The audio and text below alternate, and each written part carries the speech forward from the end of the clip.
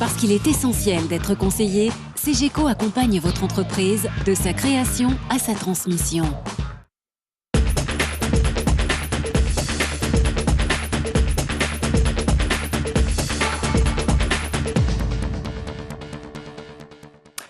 Bonjour, bienvenue dans Lyon Décideur. Il est l'une des valeurs montantes de la communication dans la région lyonnaise. Il fête les 10 ans de son entreprise. Guillaume Gutin, directeur général du groupe Communique, est notre invité cette semaine. Auparavant, retour sur la vente de Yoplait à des Américains, l'installation de La Vie Claire dans ses nouveaux locaux à Montagny, les résultats de Boiron et de Clasquin, les recrutements d'Allianz. Enfin, Sylvie Roland nous fera découvrir les projets d'aménagement du quartier de la Part-Dieu à l'horizon 2020. La petite fleur, bientôt sous pavillon américain. Plutôt que des capitaux chinois, ce sont finalement des capitaux américains, ceux de General Mills, qui s'apprêtent à prendre le contrôle à 51% de Yoplait. Un actionnaire qui n'est pas un inconnu pour le numéro 2 mondial des produits laitiers frais, puisqu'il distribue la marque outre-Atlantique de longue date. Coût de l'opération, 800 millions d'euros, sachant que le groupe coopératif Sodial resterait actionnaire avec le fonds stratégique d'investissement à hauteur de 49%, avec un chiffre d'affaires de 3,5 milliards d'euros. Yoplait emploie 1250 personnes en France, dont 300 dans le Nord-Isère à Estressin.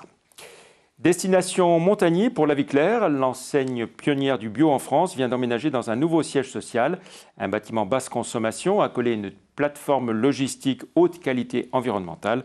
Au total, La Vie Claire dispose de 14 000 m² de surface pour un investissement de 13 millions d'euros. Pour mémoire, avec 200 points de vente, l'ensemble du réseau réalise 101 millions d'euros de chiffre d'affaires. Homéopathie, Boiron a fini l'année sur un chiffre d'affaires de 520 millions d'euros, pratiquement stable par rapport à 2009, qui avait été une année exceptionnelle. Le bénéfice net enregistre un repli de 27% à 43 millions d'euros. À noter que Boiron a maintenu un niveau élevé d'investissement de 37 millions. Pour 2011, Boiron prévoit une progression de son activité et de son résultat.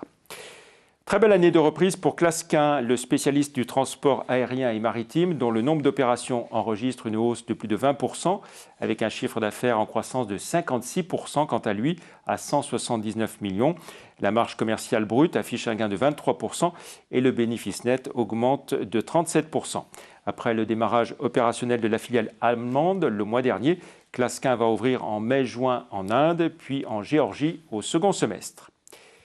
L'assureur Allianz annonce le recrutement de 100 conseillers en gestion de patrimoine, dont une quinzaine à Lyon, ainsi que de 30 commerciaux pour sa branche agents généraux. La Part-Dieu n'a pas fini de se développer. Le quartier des affaires lyonnais va même s'enrichir de plusieurs nouvelles tours. La maquette de Part-Dieu 2020 vient d'être dévoilée. Sylvie Roland nous en dit plus. Là, le projet de Tour In City, qui est connu aujourd'hui. Là-bas, nous avons la tour dite Eva, développée par Swiss Life. Et puis là, la tour dit Silex 2. Voici donc le futur visage de la Part-Dieu. D'ici 2020, le deuxième quartier d'affaires en France pourrait s'enrichir de quelques nouvelles tours. Objectif, porter l'offre disponible de bureaux de 900 000 m² aujourd'hui à 1 500 000. Et l'idée, c'est de changer d'échelle, de passer d'un quartier d'affaires qui était le quartier d'affaires de l'agglomération à un quartier d'affaires qui est le phare métropolitain du business à Lyon.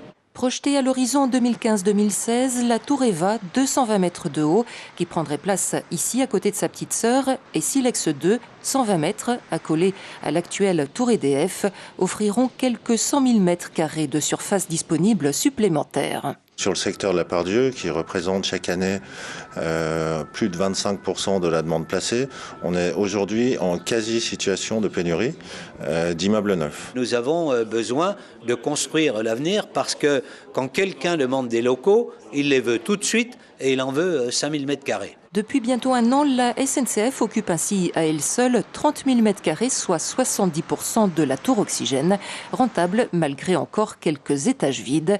Et pour InCity, c'est pareil. On a aujourd'hui 18 étages qui sont, avec lesquels on a trouvé un accord avec un grand utilisateur. 18 étages occupés, c'est suffisant pour lancer la construction? Absolument, ça correspond à peu près à la moitié de la surface de la tour. Le chantier InCity débutera l'été prochain pour une livraison fin 2014. Le skyline voulu par Gérard Collomb prend forme. Un rendez-vous à présent, les entretiens de l'excellence organisés par le club du 21e siècle se tiennent ce samedi 26 mars à l'École nationale supérieure à Gerland de 13h30 à 18h30. L'occasion pour des collégiens et des lycéens issus des quartiers populaires et des zones rurales de mieux connaître l'existence et le fonctionnement des filières d'excellence.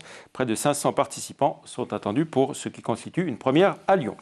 Guillaume Gutin, bonjour. Bonjour Jean-Pierre. Votre entreprise Communique, spécialisée donc dans la communication de proximité, fête ses 10 ans. Alors, quel bilan dressez-vous de ces 10 premières années d'existence? Alors, c'est 10 belles années positives et très enrichissantes. 10 ans qui marquent pour nous aujourd'hui un tournant, celui de la croissance externe, puisqu'on a à la fois élargi notre périmètre avec de nouveaux médias, de nouveaux supports, et on s'intéresse maintenant effectivement à de nouvelles acquisitions, notamment deux cibles. On va en parler. Voilà. Donc on rappelle votre métier. C'est l'affichage de proximité, c'est-à-dire on offre la possibilité aux annonceurs de communiquer de manière chirurgicale à des endroits clés, à des moments clés de la journée.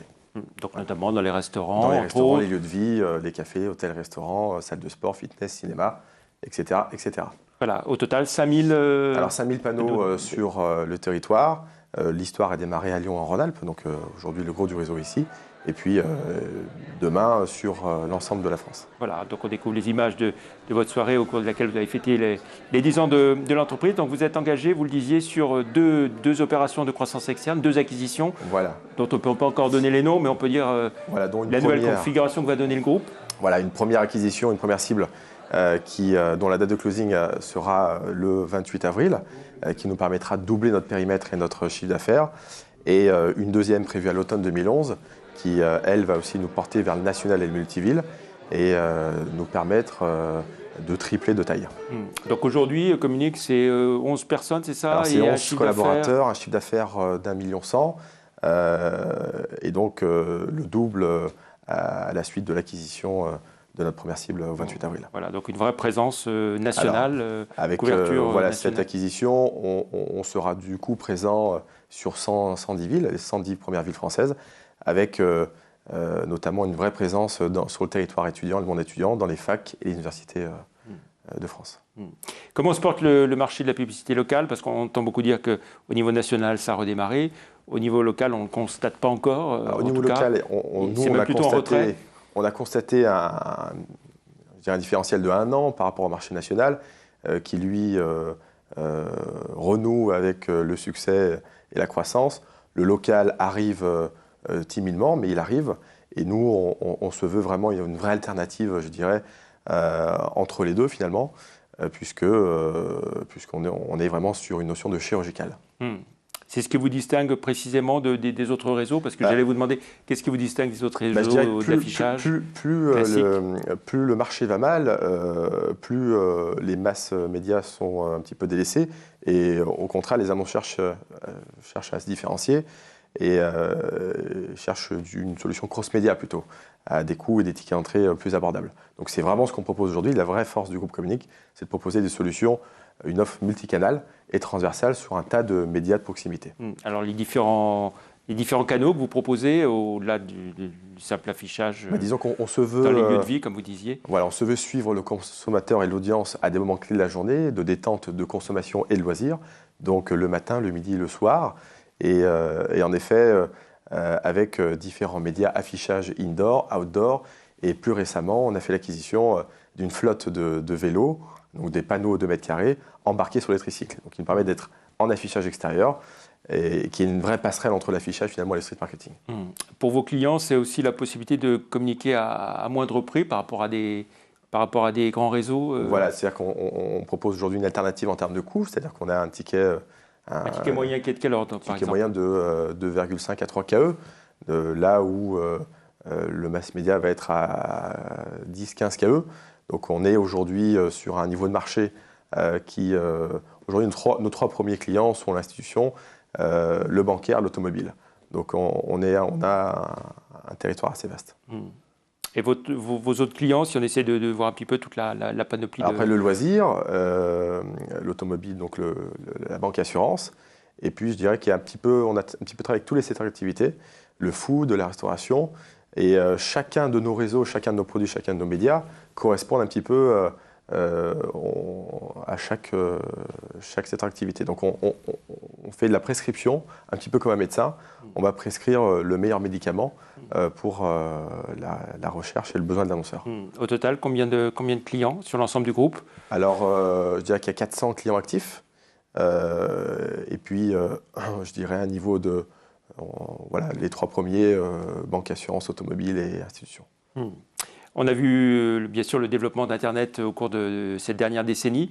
Est-ce que pour vous, c'est un concurrent direct par rapport à ce mode de communication de proximité que vous avez? Oui et non, c'est un petit peu comme le patron Coca qui disait que son premier concurrent, c'était l'eau du robinet. Donc, on n'a pas véritablement de concurrent. Moi, j'appelle ça une vraie complémentarité. Aujourd'hui, nous, on se distingue par ce côté chirurgical et ciblage de l'audience à l'extrême. On est capable d'aller suivre effectivement une audience à un moment clé de la journée, selon sa catégorie CSP, selon son revenu, selon si c'est un homme ou une femme, puisqu'on peut dissocier même les sexes. Donc on va plutôt proposer un ciblage de l'audience plutôt qu'une couverture. Ces opérations d'acquisition de croissance externe, est-ce que ça veut dire qu'au-delà de ça, vous prévoyez de recruter également? Alors est-ce que vous êtes créateur d'emplois? On va effectivement renforcer notre staff siège pour un petit peu digérer, je dirais, ces 2 acquisitions, notamment en termes de RH et de DAF.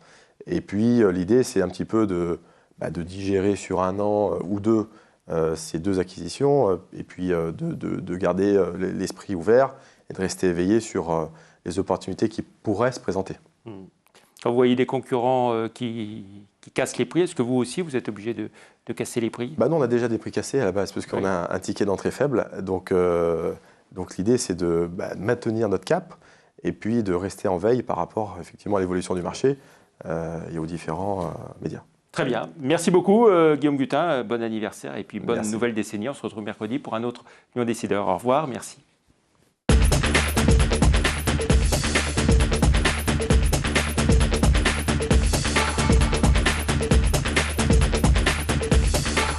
Parce qu'il est essentiel d'être conseillé, CGECO accompagne votre entreprise de sa création à sa transmission. Apicil, spécialiste de l'assurance de personnes, vous a présenté Lyon Décideur.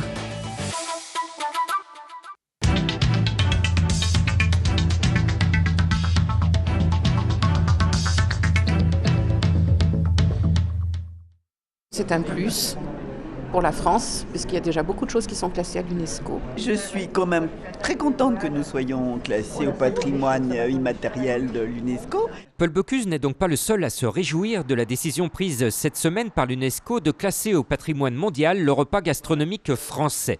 Avec d'autres tocs étoilés, il s'est battu depuis plusieurs années pour que notre menu complet festif soit mondialement reconnu. Avec Alain Ducasse et Michel Guérard.